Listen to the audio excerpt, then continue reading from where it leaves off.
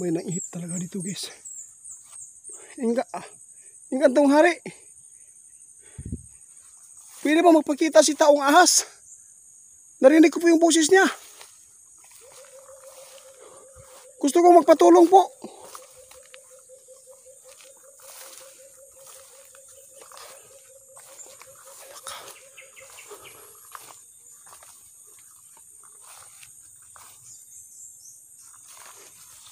Hanapin natin yung boses ni ano guys.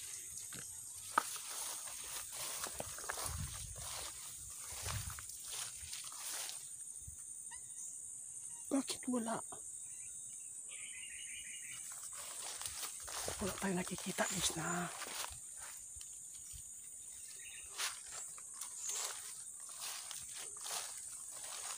wala din guys. Busis talaga yun ni ano, taong ahas. Guys, update po no. Kakarating ko lang po galing po sa explorasyon po doon sa Baliti. Ngayon guys, pinuntaan ko kaagad dito po sa punso ni kaibigan ninyo. Gusto kong malaman kung legit po ba yung dumating doon sa puno ng Baliti. Gusto kong malaman din nga kung narito na po ba si Linyo. Subukan natin tawagin guys, no? Kakarating ko lang po guys. Hindi ko natuloy pagputol yung ano, yung Baliti no, dahil po yung sinso ko ay hindi na po umandar. Nasira na, tapos hindi po tayo makapasok doon, makalapit doon sa may puno dahil po ay mayroong nakaharang na hindi po natin nakikita. Ayaw po nila ipaputol yung ano. Pagkatapos ko dito guys, pupuntahan ko ulit yung ano, yung Ingkantong Itim. Kaibigan Linyo, kaibigan, kung ikaw po yung pumasok, pumunta doon po sa Baliti kanina, sana po ay magpaparamdam kayo ulit dito para maniwala po ako na ikaw po yun. Kumusta po kayo kaibigan? Okay po ba kayo kaibigan? Linyo? Okay na po ba kayo? Wala yun guys. Walang sumasagot sa atin dito guys. Ngayon guys, pagkatapos ko dito guys, wala man si kaibigan ninyo. Diretsuhan ko ulit yung Ingkantong Itim ngayon, no? Diretsuhan lang po. Hindi pa ako nakakain guys dahil po medyo masakit po yung dibdib ko na parang may pumisil po, no? Na hindi natin nakikita po. Kaya ngayon guys, nag-alala po ako kayo kaibigan ninyo kasi po hanggang ngayon wala pa rin dito. Yung nakipag-usap kanina sa atin, yun po pala yung ano, linlang lang pala yun para hindi maputol yung ano. Kasi po kahit ano bang ginagawa ko doon sa ano, asin lahat po ginawa ko at saka yung dinala po natin ng pangontra, hindi pa rin nagsilbi dahil po sa lakas po ng kanilang kapangyarihan. Sana po guys, sa susunod po natin balik, sana makatulong na po si Ingkanto kasi po hindi lang po si Ingkanto yung madadamay dito. Hindi lang ako, pati pala si Ingkantong Itim. Kaya ngayon guys, wala man si kaibigan ninyo, pupuntahan ko na lang po doon sa may ano, doon sa area po ng kung saan po natin sila nakikilala. Yan ang hina po talaga ako guys dahil po sa yung sinso na ginagamit natin lagi pong palyado. Kapag ilalapit na po natin doon sa puno ng Baliti ay wala talaga. Kaya kanina pa ako dito guys, gusto ko talaga malaman kung yung pumunta kanina sa atin si Ingkantong Itim at saka si Linyo, kung mga legit po ba yun. Kaya kausapin po natin guys. Doon ko na lang po ipagpatuloy yung video. Magmumotor lang po tayo guys, dito na po tayo guys. Nakarating na po tayo dito sa area po ng Ingkantong Itim. Kaibigang Ingkantong Itim, narito po ako. Gusto ko lang po malaman at gusto ko kayong makausap at patanong. Kaibigan, ikaw po ba yung ano, pumunta doon kanina doon sa Baliti? Kaibigan, kaibigan Ingkantong Itim, Ingkantong Hari, narito po ako para po gusto ko kayong makausap.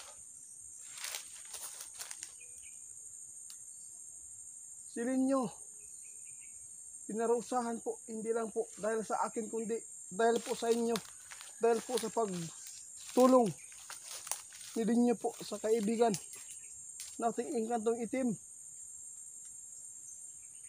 Kaibigan, gusto kong malaman kung ikaw po ba yung kung ikaw ba yung pumunta kanina doon sa pagputol ko ng baliti. Bakit po sinabi po ninyo na ayaw ipaputol? Kasi delikado yung pamilya ko.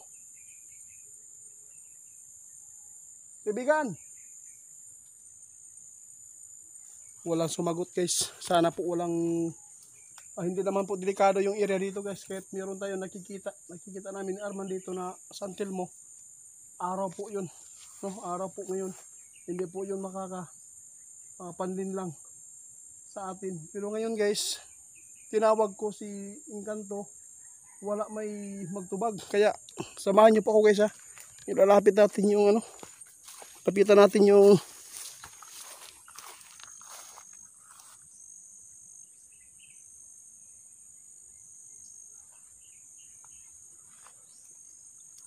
Engkantong Itim. Kaibigan, maawa po kayo kaibigan. Taong ahas.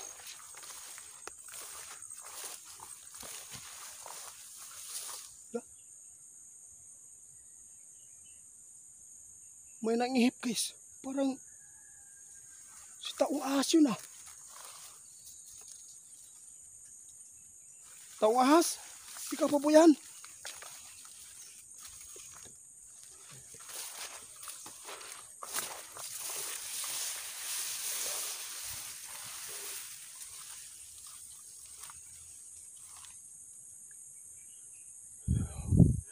Takot pa rin ako guys sa taong ahas dito. Baka kaibigan, taong ahas, pwede ko bang makausap si Engkantong Itim? Bakit wala po siya rito?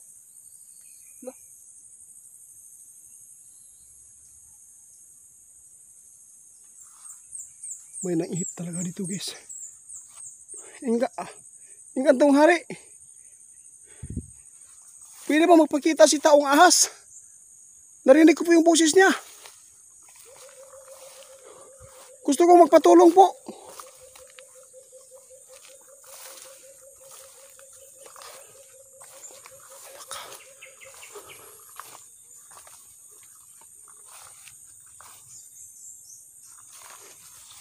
Hanapin natin yung boses ni guys.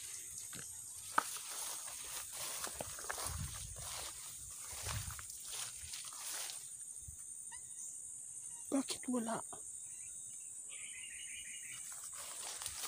Wala tayong nakikita guys na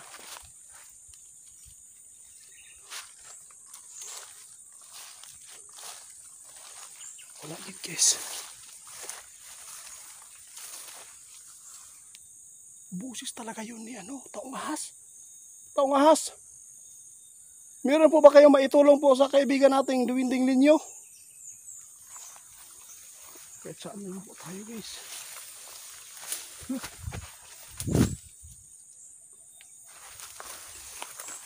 Taong ahas daw guys. Kaibigan, alam ko mahihiya ka magpakita sa akin. Alam ko rinig mo po yung ko, yung pakiusap po sa Engkantong Hari dito at saka si Engkantong Itim.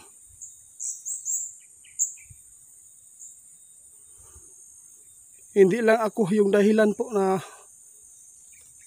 pagkakadina ni Linyo po ngayon. Pati din po si Engkantong Itim. Siya po yung dahilan kung bakit nagkaganito si Linyo. Merong talaga dito guys. Paramdam na sila. Yung ahas na nagliyok-liyok. Gilamuhan guys. May taong ahas pala doon guys. Bumalik yung taong ahas. Meron siguro siya ipapaabot.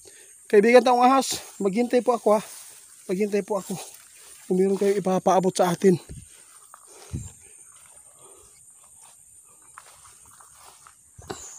Guys, nagparamdam po ang ating kaibigan na si taong ahas dito. Pero wala siya nagpakita. Yung mga damuhan lang po na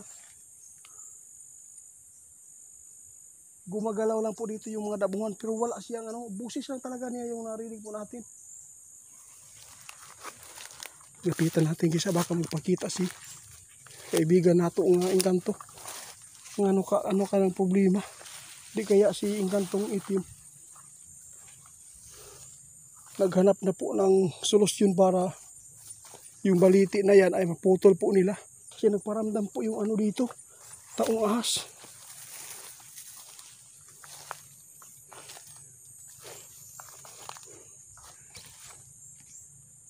Guys, pagpatuloy natin guys yung nasimulan po nating mission na putulin yung ano, yung baliti. May boses guys. Si engkantong hari yun ah. Engkantong hari. Kaibigan engkantong hari. Si Ghost Hunter 88 po ito. May namukpok. Kaibigan. Maawa po kayo. Tulungan po ninyo si kaibigan ninyo.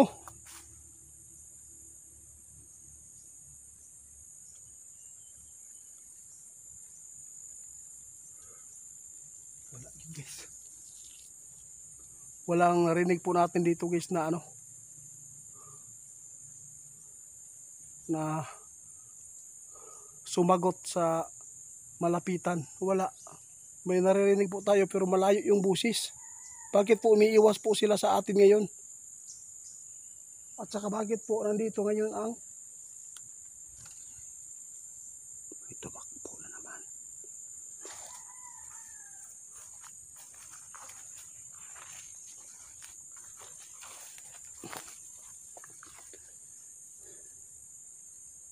Kakaiba yung nakatira na dito ulit ah. Yung santil mo guys nandito pa rin. Ang dami nating mga problema dito. Hindi pa nasolusyonan si kaibigan ninyo kung paano natin maisalba ang kanyang pagkakadina po sa parusa ni hari nila. Dahil po sa kasalanan kung bakit po umanib si Linyo dito sa engkanto. Kaya para akong sandwich dito guys na iipit. Nasa gitna po tayo. Kasi po hindi po natin mapipilit yung engkanto na tayo ay tulungan.